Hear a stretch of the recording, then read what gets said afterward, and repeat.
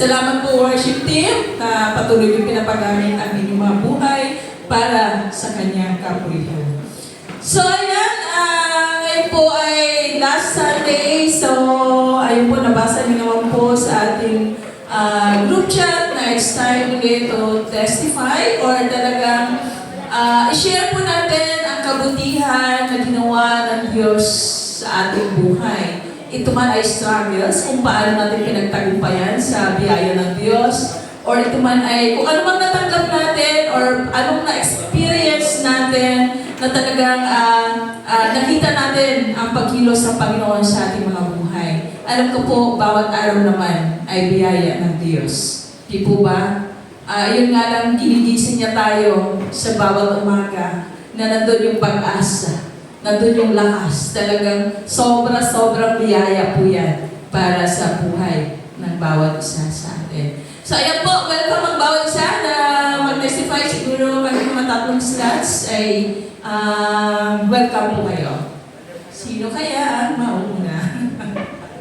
Alam ko kasi pagdating sa sa pag-uumpisa, yun yung sige po, habang wala pang tumatayo. Ako po ay nagpapasalamat sa Diyos dahil yan po, malapit na yung event ng mga bagis. So bukas na po yun, yung CTD Women Convention. Naiyak lang ako sa ito po ay tears of joy. Kasi syempre po mahabang proseso, mahabang trabaho. Hindi pa ako nagreklamo, pero talagang hindi ganun kadali.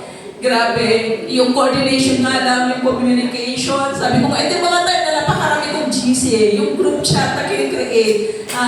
Halimbawa lang sa mga MC, iba yung GC ko. Sa mga churches, sa mga local presence, iba yung GC ko. Halimbawa may mga solicitation ako, iba na naman yung kausap ko. Halimbawa, yung mga ganun talaga napakarami kausap. Kung may freebie ako na iniisip, another seller kakausapin, sa vendors, everything talaga pong grasya po talaga ng Diyos na kahit matutulog ka ng hidip-hidip na lang, lalo halimbawa kagabi, ang dami kong iniisip na talagang kailangan kong i-remind sa mga araw nito kasi bukas na nga po yun.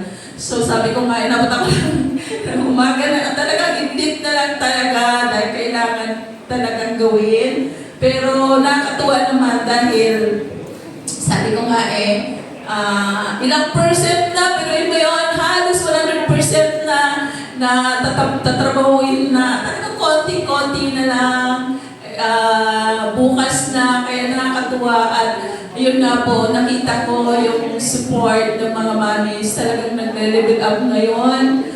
Pero nyo po, gabilin, pero mo may magbabas nga daw from SBC. Sabi ko, first time ko yata mapakinggan na may magbabas. So, kumbaga napakarami. Kasi ang bus 49 seaters yata. So, hindi lang gano'n yung number nila. So, puri ng Diyos. Kasi dati, pag sinabi sa CTV, Women Celebration, parang iniisip nila, mga pang, lang yun, old ages. Parang gano'n yung iba, diba?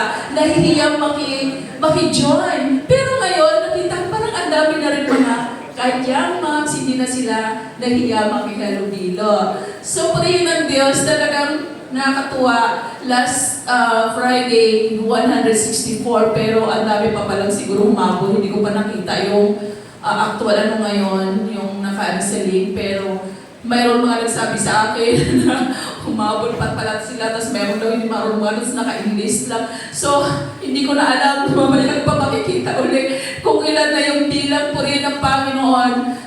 Ano pa yun nagtigil pa sila mag-invite kasi wala nang masakyan. Biruin mo yan. So, salamat sa Panginoon dahil nakikita natin sa buhay ng mga mamis do, yung iba, talagang meron talagang mga importanteng mga rason kung bakit hindi talaga sila makaka-join. So, ang iba naman na talagang available, go talaga. Kaya sa Diyos po ang papuri dahil hindi ko po kaya kung sa akin lang. Dahil ang mga ibang bagay naman na dinidelegate ko, sa actual event na po yun Yung before ng event talagang, sabi ko nga, Lord, grasya mo lang. Kasi medyo malawak, di ba? Lahat ng churches siya, dami ko kakausapin. Kung hindi active yung president, kakausapin mo yung vice. Kung hindi active yung vice, makarating yung ating mga announcement or whatever na at sila man din ay ma-push para makasama.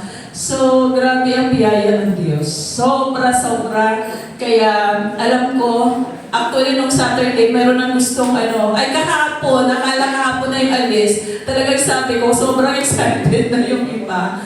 Kaya, yun po, wala po akong pwedeng may pagmalaki, kundi ang Diyos po. Salamat sa Kanya. Talagang sa Kanya lang po talaga yung papuri. So, ayan po, mahaba ng aking testimony. Alam ko, mayroon na kayong naisip na sa dami ng ginawa ng Diyos, ay syempre, pipili na lang kayo doon, dahil enough yung time. So, ayan, unahan na po sila. Ayan po si Kuya Allen. Palakpakan po natin ang Panginoon sa buhay ni Kuya Allen. Fresh. Okay, so papasalamat din po ako sa Panginoon dahil sa ginagawa ng Diyos sa buhay ng mga tatay na Ayan. So, kahapon po, nagkaroon kami ng CTD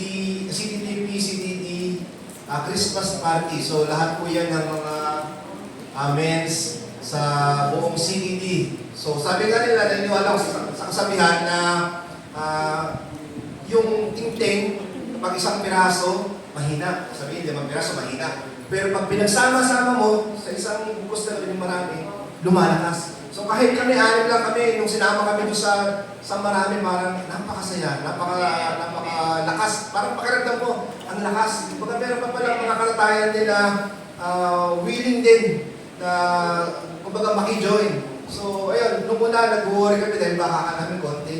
Pero nung dumating lahat from Victoria and nagkarlan, napakadami pala. And yung mga games, nag-enjoy din kami. Sila Brother Marvel, nakapag-games din, sila Joven, wala ngayon. And then, ayun pa. So, pinopromote namin din, in-encourage ko rin kayo yung mga tatay pa dito sa atin na yung mga hindi pa nakikipag-involve, ay mag-involve kayo. Mag-involve tayo para mas lalong lumakas yung ating samahan, mas lalo natin maparangalan ng Panginoon. Though yung iba, may mga trabaho, hindi siguro available, but salamat pa rin dahil yung ibang available ay nakakadalo. So, in-encourage ko po kayo, mga tatay dito, sila Esra, sila Sam, kapag available kayo, si Aran, hindi, si Brother Marlon, yung iba pang mga tatay, sila Kuya Romy, sila Brian, ayun, yung iba pang magiging tatay. In-encourage ko kayo, dati namin si Jubal next year, magiging Malayo. Ano lang, advance na ako mag-isip. Ayan, so, i-encourage ko po kayo, yung mga tatay, mag-involve tayo kasi dito makikita natin na hindi lang pala sa pamilya, hindi lang sa ministry, meron ibang mga gawain na pwede natin salihan, samahan para lumakas yung ating pananampalataya dahil sa ganyang bagay talagang napaparangalan natin ng Panginoon. So marami pa yan, wala lang dyan si Brother Marlon. Yan, pero nakaulaw-ulaw mo, pero konti na lang naman kasi may pupuntahan pa daw siya. Pero kasama si Brother Marlon dyan. Si Kuya Ricky nga, Cavite pa galing. Pero nakaabot siya from Murphy. Uwi lang din. Yan, so, salamat sa Panginoon sa ginagawa niya sa mga tatay. And, nga, sabi lang, huli pala at magaling. Nanalo pa din. Si Brian. Alin na pala naman, Brad? Ha? Alin na pala naman? Wait mo. Huli na yun, pa-birthday, no? Huli mo, laki ng regalo niya. Huli siya, laki ng regalo, electric fan. So kami naman, halos lahat din nabunod-bunod, pero nagpas sila dahil hindi nila kailangan yung pera. Mayaman sila. So, yun po. So, salamat. Palakpakan natin yung mga tatay natin dahil nag-involve sila sa ibang gawain. Sabi ko nga, next time, why not? Kapag kami mga ganyang activity, yung mga nanay ang kakausapin ko para yung mga asawa na nagtulak nila yung mga nanay ang magpo-provide ng kanilang registration para lang i-push yung mga tatay na sumama.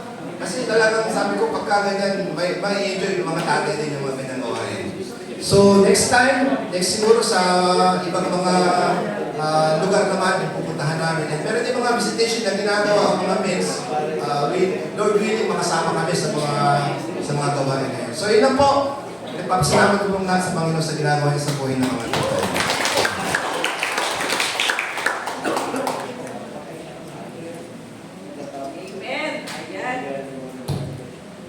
nakakatuwa, no? Kasi, ang tawag niyan, medyo, siguro, panahon na, kasi nga, medyo, tawag nito, matagal-tagal silang nagpahinga, yung mga tatay. Tawag niyan, medyo, di ba, nag-ano muna sila talagang nag-rest. Pero ngayon, go-go na talaga sila. Ayan. So, enough na daw yung pahinga. Kasi ng mga pandemic, hindi po talaga sila nagkaroon ng event. Pero syempre, willing naman sila. Siguro lang yung, medyo mahirap kasi talaga pag mga online lang, talagang mas matrabaho po yun. Kami naman sa biyaya ng Diyos, every yearly naman, kahit papaano, kahit online, alam mo naman mga mamis, medyo mababaw lang kaligayahan namin. Kahit online, okay na kami doon. Kahit may mag-games online, okay na kami, di ba? So, na-push naman yearly, kaya sa Diyos sa papor. Eh mga tatay, umpisa na yan. Ayan, makipag-connect lang kayo kila Kuya Allen. Yan. So, alam ko meron pang tatayo dyan. Meron pa ba?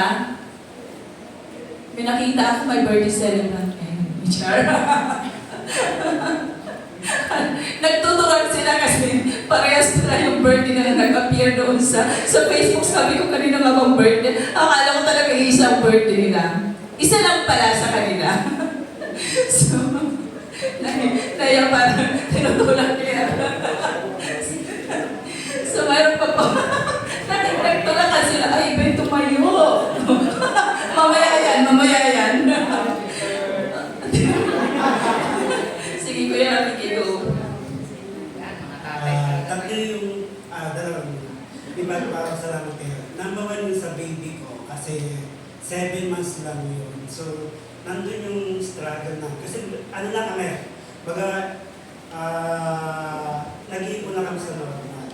Pero ang binigay nila talagang kakaiba. No? And thankful ako yung baby ko na 7 months lang siya na healthy talaga, hindi siya na bumalik sa hospital. Usually daw, tumatagal ng 1 month na higit yung baby. Pero sabi sa kay Ivana, talagang 20 days o 22 days lang siya doon. So, napaka-healthy.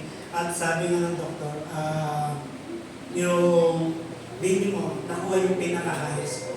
So, before pa nun, ang worry ko talaga, hindi ako nakakain, hindi ako makain. Kasi talagang sabi ng doktor, mag-ipong ka na ng malaki. Kasi tatagal yung baby mo dun sa sa operation. Kasi yung time na yun, talagang ang sapat na yung ipon namin para dun sa panganganak. No? Pero thankful talaga sa Lord, thankful talaga kay Lord na taga-provide, na provide siya sa amin. No? Talagang doon din na tuklasan ko, hindi ko mapapapitan yung asawa ko. Kasi yung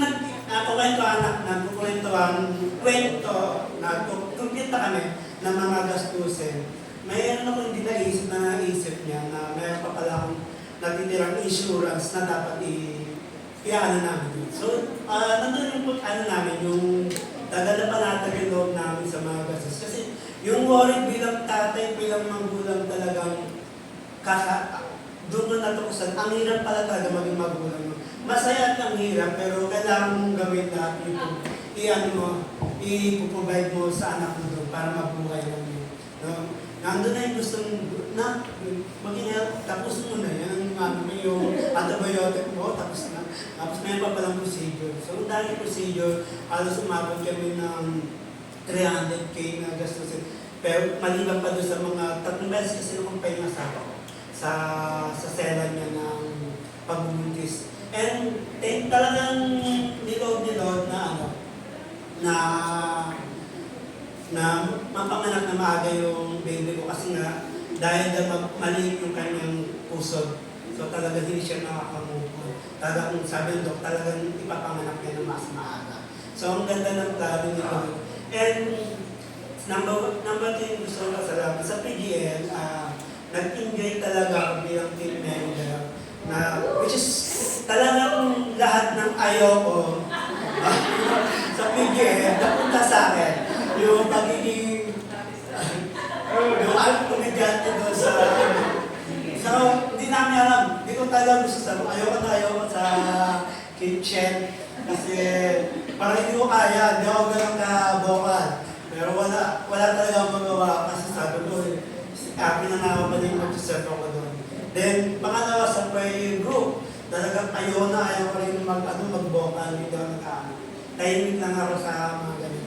Pero talagang binigay ni Lord na mag-i-enjoy ka sa pagsaserve sa akin. So, nandun talaga yung the best na experience ko sa pagpigil. Before pa magpigil, talagang binigyan ko yung sabi ko, di ba, doon sa panganganak ng asawa ko. Sabi ko sa pero yung pangatlong beses na confine ng asawa ko, sabi ko, i-give up ko na yung PGL kasi masyado maselan. No, pagka-discharge ng asawa ko ng Thursday yata yun, dahil umuwi na kami, gabi sana, matitext na ako kay pastor na sabi ko, mag-quit na muna ako sa PGL. Pero nag-pray ako nun na kay Lord na, Lord, pinangako ko sa iyo na magsiserve ako sa PGL 20. So, sabi ko, pero Lord, masyado maselan. So, ang ginawa ni Lord, kaya wala ka ng reason, ipapanganak ni anak mo. So nanak na kaya eh, wala na akong choice, di ba? Wala na akong, wala na akong talagang choice, i-reason na. Talagang gusto ni Lord na mag-serve ako, makita ko yung mga ginagawa ni Lord sa PGL. Doon talagang the best, maganda na experience ng maging candidate, pero mas the best po maging team members. Yun lang po.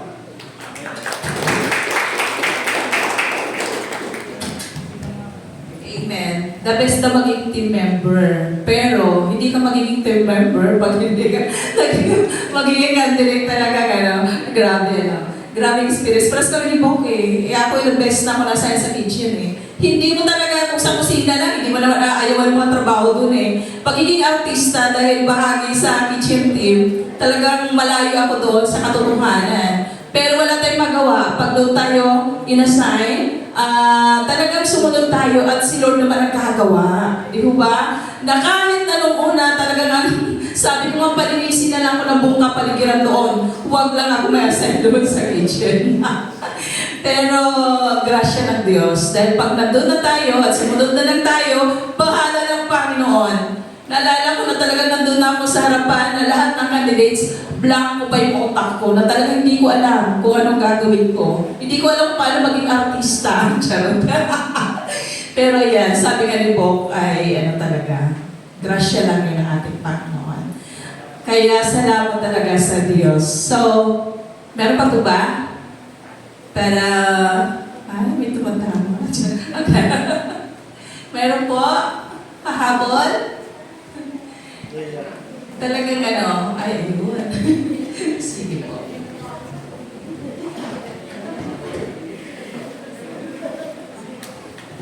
Magandang umaga po sa inyong lahat, mga kapatid. Kanina pa ako nahihiya eh. Pero gusto ko magpasalamat sa Panginoon sa buong taong ito na lumipas. Nagpapasalamat ako sa Panginoon dahil talagang nandyan siya lagi para sa amin. At tunay po na kailangan natin talaga ang Panginoon sa buhay natin. Wala tayong talagang magagawa kung hiwalay tayo sa Panginoon. Yun ang lagi kong nararanasan sa buhay ko. Kaya, salamat sa Panginoon dahil siguro kung wala siya, hindi ko rin alam talaga kung paano ko sa pamilya ko lang kung paano ko papangasiwaan ng aking pamilya. Pero dahil sa Panginoon, nagagampanan ko yung aking responsibilidad bilang ina, bilang asawa. Salamat ako sa Panginoon dahil tunay po na kapag kasama natin ang Panginoon, talagang nandun talaga yung biyaya ng Panginoon. Lalo na yung kapag nagpapatuloy ka talaga sa Panginoon, ay maraming mga bagay, maraming mga mga biyaya na pinagkakaloon ng Panginoon sa atin. Hindi lang yung sa financial na bahagi, kundi maging sa sa physical, sa mental, sa emotional, sa kasi sa akin lang i-share ko po sa inyo. Ako, yung mga anak ko, talagang biyaya ng Panginoon na kapag nasa Panginoon kay parang libre ka na sa gamot, libre ka na sa doktor kasi nandun talaga yung binibigyan ka niya ng yung kaparaanan kung paano mabibigyan ng lunas yung kagamdaman na nararanasan namin sa paraan na hindi kami nahihirapan, sa paraan na hindi ako gumagastos ng malaki. Kaya yun yung mga bagay na pinagpapasalamat ko sa Panginoon kasi siguro kung wala ang Panginoon sa buhay ko, makita ko lang yung mga anak ko na siguro ang tatakbuhan ko kaagad ang gamot, ang doktor, pero dahil sa nandiyan ang Panginoon, nandun yung kalakasan, nandun yung katatagan na ibinibigay ng Diyos sa buhay ko para makahanap ng yung paraan na hindi talaga tayo gagastos ng malaki. So, salamat ako sa Panginoon dahil yun yung mga bagay na nararanasan ko at sa pagpapatuloy ko, nandun yung katatagan na kahit na mga pinagdadaanan, parang go ka pa rin, pag nagpapatuloy ka pa rin sa Panginoon na nandun pa rin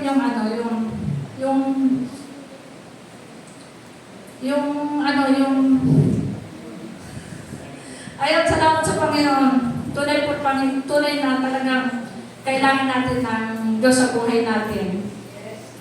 Ayun lang po.